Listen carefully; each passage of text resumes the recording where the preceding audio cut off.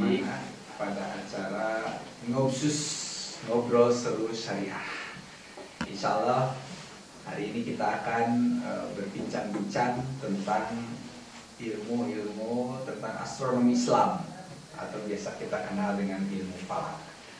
Dan kita alhamdulillah kedatangan tamu yang luar biasa, pakar ilmu falak, yaitu Kiai Encep Abdul Rojak. Ya, assalamualaikum Kiai Encep. Ini salam syariah juga ini.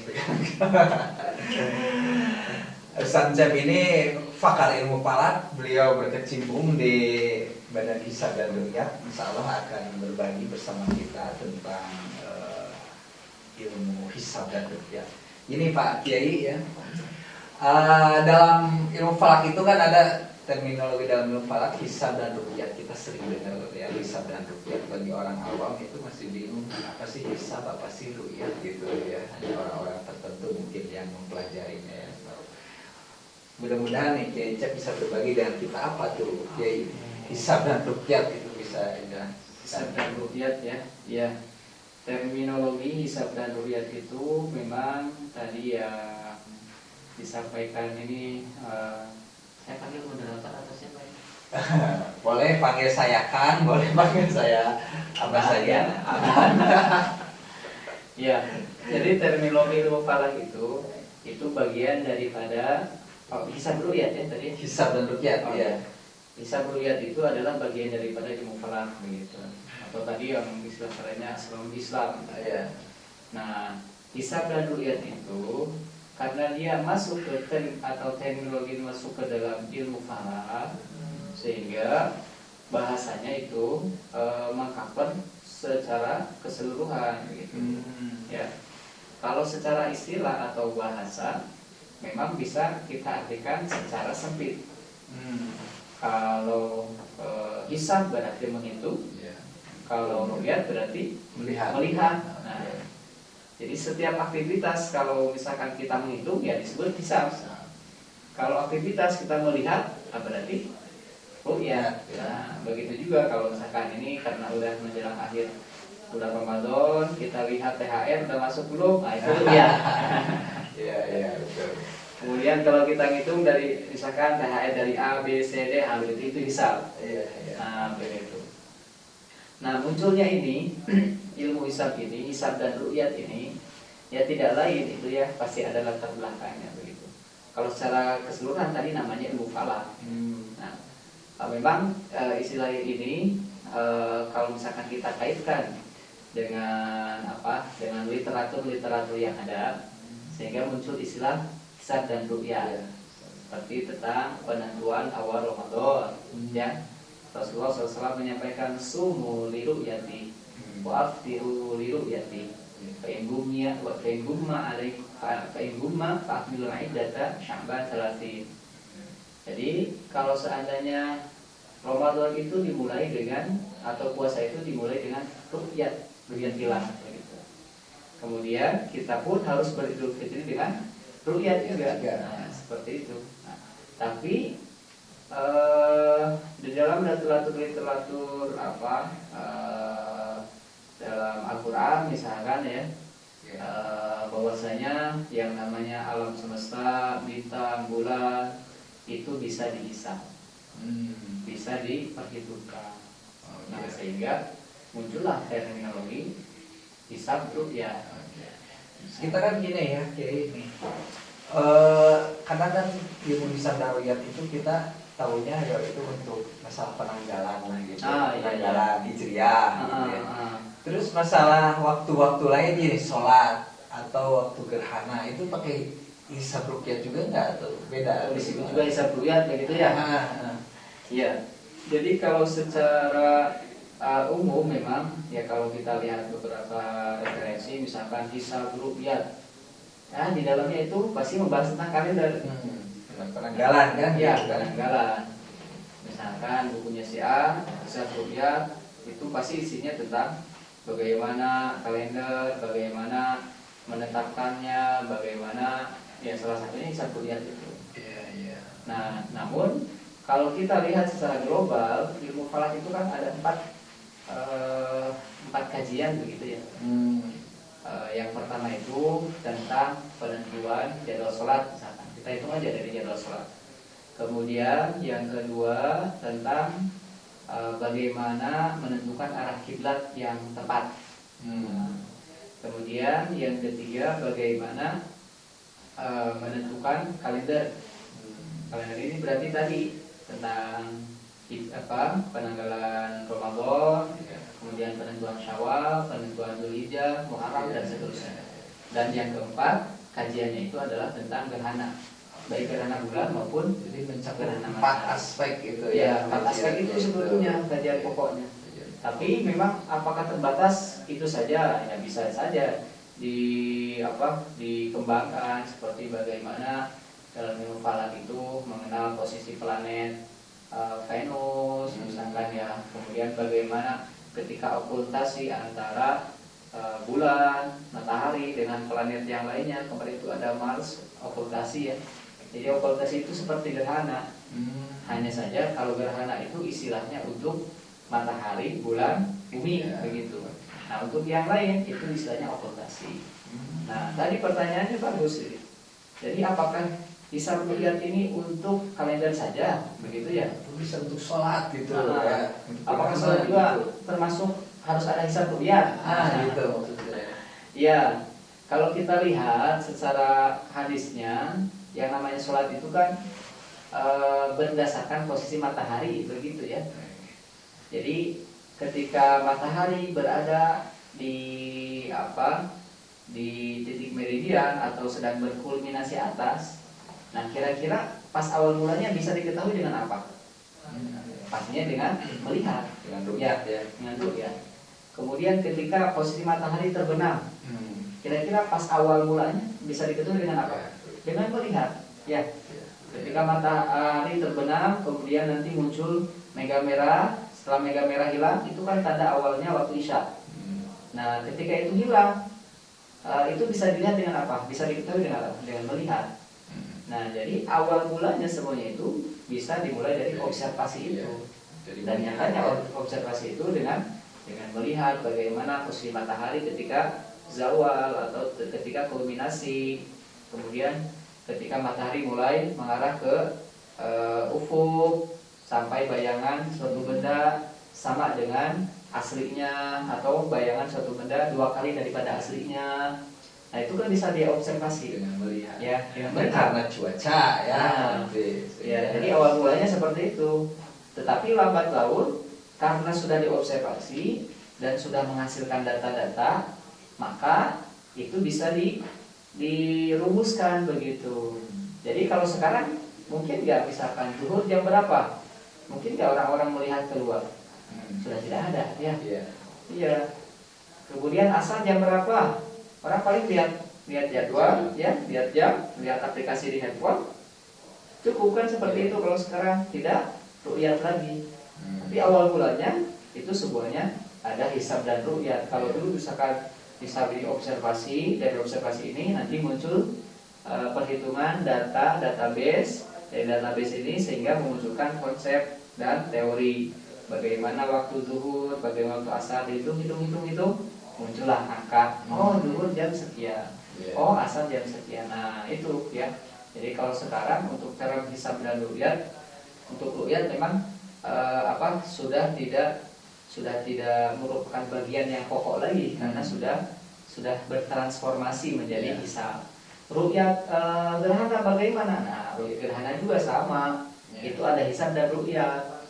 Hisab kita ngitung prediksi gerhana, misalkan yang nanti kita akan terjadi itu kurang lebih tanggal 28 ya, bulan ini 28 Mei ada gerhana bulan dan Indonesia ini kebagian ya. Nah itu awalnya dari mana? Dari hisab, kemudian diobservasi. Dan lebih akurat hisab ya ketimbang ru'yat. Jadi apakah antara hisab dan ru'yat harus milih salah satu atau mana yang lebih akurat? Nah kalau kita lihat penanggalan Pak Abang Iwan ya, ini dua-duanya ada yang megang ini ya. Kalau nanti saya akurat yang ini, nanti dicemburuin sama yang lain. Jadi apakah mana yang akurat antara hisab dan ru'yat itu menjadi satu kesatuan. Orang ru'yat hilal tanpa hisab bisa nggak? Nggak bisa, nonsen. Ya. dia datang ke lapang bawa alat bagus, nggak tahunya nggak punya datanya. Iya. Bisa nggak? Kalau misalkan alat itu, kalau sekarang memang canggih-canggih Pak Iwan ya. Iya. Ada teleskop yang sudah tinggal pakai remote cari matahari, muter sendiri saja yang fakultas sehari-hari. Terganggu cuaca oleh alam tetap ya dengan Iya, alat canggih itu. Iya, alat canggih bisa mampu diteropong. sendiri ya. Teropong itu seperti yang fakultas syariah itu kan, fakultas syariah Unisba itu punya Punya, yang ya. seperti itu. Misalkan tinggal biji tombolnya dia muter nyari sendiri. Gitu ya. Kemudian nyari bulan, langsung bisa mengarahkan. Tetapi tetap yang namanya teori dasar itu tetap harus dibekali, dihitung nanti ya. harus ada dulu. Bisa. Iya. Kalau Tapi nggak ada repot. apakah di kita sama nggak sih itu cara rumus di ilmu hisab di kita sama? Terkadang dalam menentukannya berbeda nih. Oh, ini belum masuk, ini hilal, oh, ini sudah, ini sekian derajat. Oh itu ya. Ya Hitungannya, rumusannya ya. ya. Sepakat semua sama gitu atau ada berbeda-beda di kita? Oke, secara prinsip sama semuanya ya. Sama ya. Sama karena bapak daripada ilmu yang membawa ini juga sama, referensinya juga sama. Misalkan kalau referensi dari Kemenak itu ada Ekomeris begitu ya. Kemudian ada lagi Newcom. Nah, kemudian yang lainnya juga ada. Pada prinsipnya sama. Cuman yang membedakan itu walaupun beda sebetulnya ya hasilnya itu tidak akan terlalu jauh. Ya berbeda lagi kalau misalkan referensi yang digunakan itu adalah referensi yang dulu, ya khazanah keilmuan yang dulu. Kalau dibandingkan dengan astronomi modern ya masih beda. Klasik lah ya. Yang klasik udah modern. Dengan modern pasti beda. Ya. Ya, Iwan aja kan sekarang Android dengan dulu HP yang gede beda kan? Ya, Beda. Kecanggihan. Tapi kalau misalkan kalau sering ada perbedaan mungkin ya. Nah, itu yang ya barangkali yang menjadi yang harus kita garis bawahi. Jadi perbedaan itu ya bisa jadi ada perbedaan dari sisi kebijakan kriteria mungkin seperti itu. Oke nih Pak Kiai, menarik, tapi kita break dulu. Kita lanjutkan setelah segmen berikut.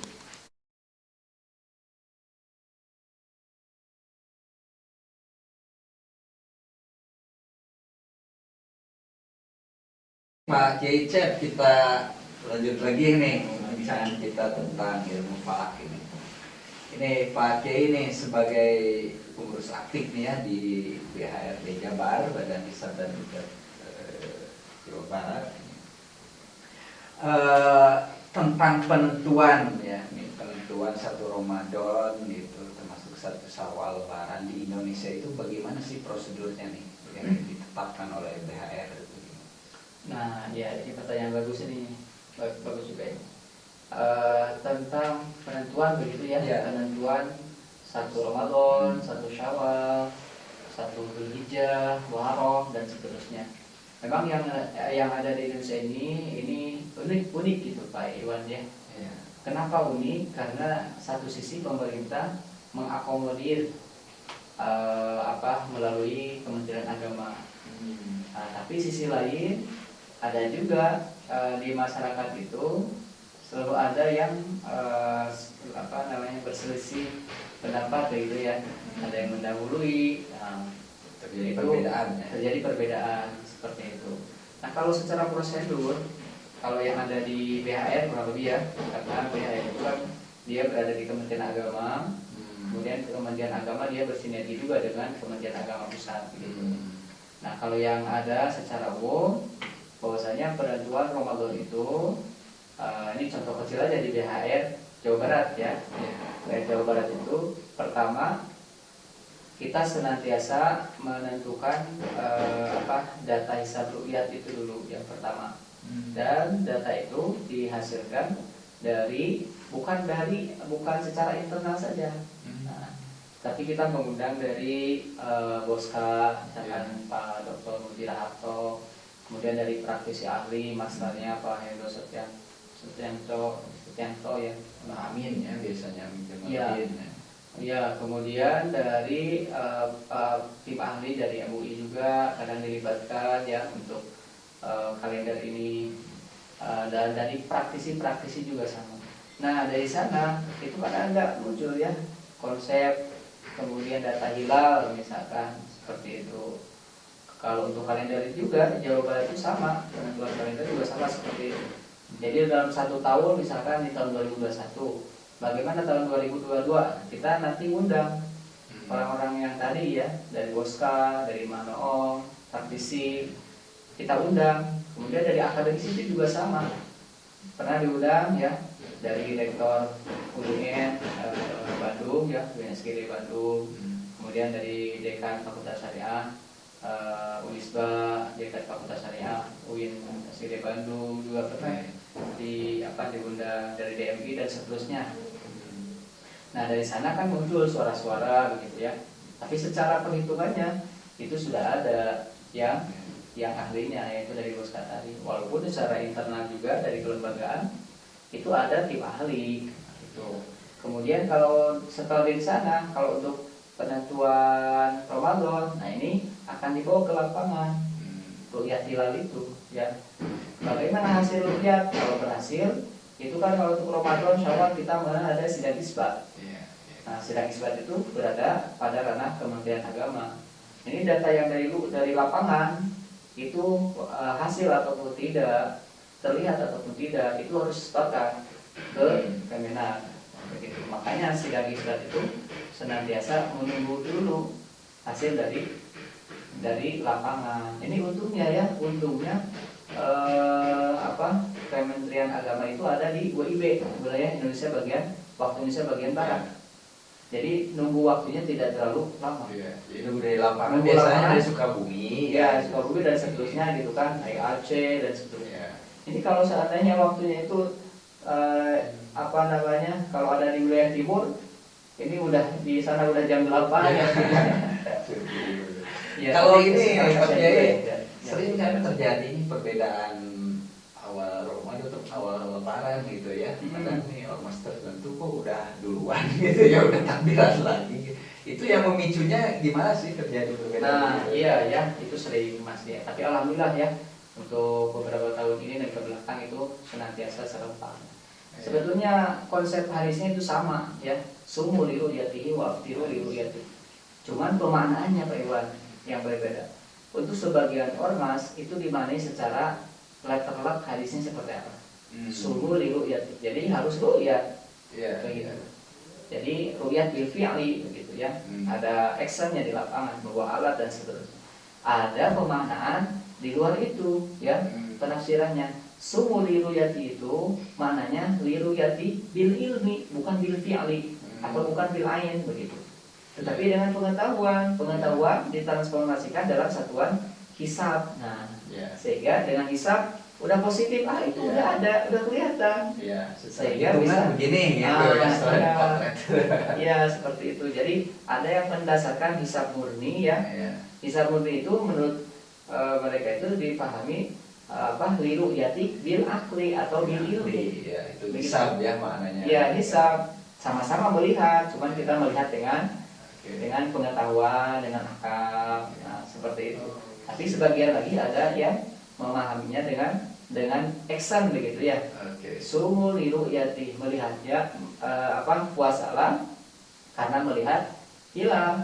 Yang namanya hilal berarti aja ya. Ada action, pergi ke lapangan, kemudian siapkan alat, dilihat, terlihat enggak? Nah, kalau misalkan terlihat kan udah pasti. Nah, itu ya sebetulnya yang mereka. Terakhir nih Pak Kiai ya. Satu lagi tentang kriterianya sebetulnya ya. Kriterianya juga yang membedakan. Mereka tetapkan ya di organisasinya biasanya. Setiap yang ada di lapangan itu berbeda. Selain itu ada juga Pak Iwan terkait dengan hisab yang tradisional seperti abugi, asapon, itu juga ikut menghiasi terjadinya perbedaan penetapan Idul Fitri atau Ramadan, awal Ramadan yang ada di Indonesia. Terakhir nih Pak Kiai, tentang ini yang akan kita hadapi ini beberapa hari lagi nih ya. Lebaran ya, Syawal. Penerawangan nih ahli ilmu falak, gimana akan terjadi perbedaan lagi enggak? Ya, untuk tahun ini kita berbicara secara data ya. secara data, secara hisabnya, hisab kontemporer itu dari datanya istimewa itu terjadi pada tanggal 12 ya, dini hari, yaitu hari Rabu. Ya. Dan secara penanggalan itu tanggal 30. Sudah masuk ke tanggal 30 Ramadan. Iya. Biasanya Rabu kan itu ya. Ya, biasanya kan istimewa itu terjadi pada tanggal 29. Ini tanggal 29 itu hari Selasa, tanggal 11 itu belum terjadi istimewa. Nah, Istimewa masuk hari dini Rabu. hari ya, jam 2 kurang 1 menit lah ya, itu terjadi istimewa. Nah, sehingga kalau seperti itu, kalau istilahnya istimewa, ada kan istimewa qoblal ghurub sama istimewa ba'dal ghurub. Kalau ini kebetulan istimewa ba'dal ghurub gitu ya. Tanggal 29-nya dia belum istimewa, setelah ghurub baru terjadi istimewa, yaitu pada hari Rabunya itu. Jadi dilihat dari berdasarkan data tersebut, insya Allah tidak akan terjadi perbedaan. Sama ya, Sama. istimewa Rabu, jadi malam Kamis maghrib itu udah masuk 1 Syawal. Ya, otomatis Jadi karena sudah Kamis tanggal itu, 30. oke, ya, sudah tinggal. Iya. Semoga lah bareng-bareng semua lebarannya ya. Ya, kecuali mungkin yang tradisional ya. Oke. Kalau yang tradisional Ada mungkin kemungkinan ya itu berbeda ya. Nah, itu mas selalu ada biasanya. Selalu ada ya. Selalu ada. Iya. Kalau ada. Oke, jadi ini tidak terasa nih waktu memisahkan kita. Sebenarnya Iya. masih banyak yang ingin saya tanyakan terkait Betul, ya. yang palak ini ya, masalah hisab ruqyah ini. Insya Allah kalau ada waktu kita bisa lanjut lagi pada segmen-segmen. Insya Allah. Sahabat-sahabat Aitri Seri Konsultan ya, acara ngobsus kita, ngobrol seru syariah kita tentang astronomi Islam bersama Ustaz Cep Abdul Rojak MSy ya, pakar ilmu falak, pengurus PHRD Jawa Barat dan ketua prodi Ahwal Sosial Fakultas Syariah Unisba. Kita akhiri perbincangan kita akan bertemu lagi pada segmen-segmen selanjutnya. Terima kasih Pak Kiai sudah mampir ke kantor Aitri saya Sami-sami. dan Bapak Kiai ya. Insya Allah. Assalamualaikum warahmatullahi wabarakatuh. Waalaikumsalam warahmatullahi wabarakatuh.